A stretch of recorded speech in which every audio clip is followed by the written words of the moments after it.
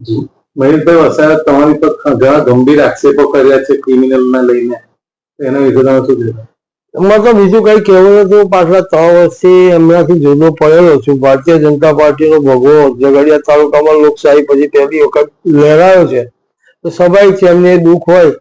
જે આદિવાસી સમાજની વાત કરે, આદિવાસી સમાજ એમના કરતા મને વધારે ચાહે છે અને એની મને પ્રતીતિ છે. મને આદિવાસી સમાજે હંમેશા સમર્થન આપ્યું છે અને મારી સાથે લાગણીથી જોડાયેલો છે. મહેશભાઈનો જાતિ કે એમનો પોતાનો સ્વભાવ છે કે વિરોધ કરવો, એટલે આજે તો હું એટલું જ કહીશ કે મહેશભાઈ તમે તમારો વિરોધ જારી રાખો. આવનારા સમયમાં ખબર પડશે કે આ પબ્લિક કોની સાથે છે, દૂધના ડેરીના સભાસદો કોની સાથે છે. બરાબર, બહુ લાંબો સમય છે નહીં, ખાલી પરિણામનો ઇંતજાર કરો.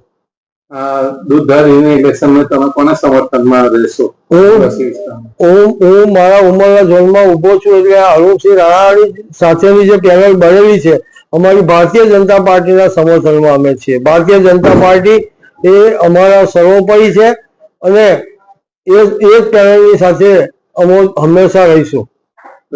સામે તો 17 વર્ષ જૂના એ ચેરમેન છે, એની સામે તમે કેવી રીતના શિક્ષો આપો? 17 વર્ષ હોય કે 27 વર્ષ હોય એનાથી કઈ ફરક પડતો નથી.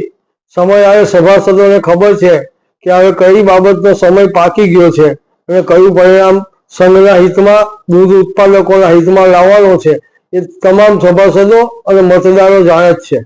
તમારે પેનલ ઉતારવાનું કારણ શું મુખ્ય? અમારે પેનલ ઉતારવાનું કારણ એક જ છે કે જે બીજા સંઘો આણંદ, બરોડા અને બધા સંઘો જો 1 વર્ષનો દૂધનો ભાવફેર આપતું હોય, જ્યારે ભરૂચ જિલ્લાનો સંઘ 6 મહિનાનો ભાવફેર આપી અને સભાસદોને ખરેખર જે એમનો હક છે, એમના અધિકારો છે, એનાથી વંચિત રાખે છે.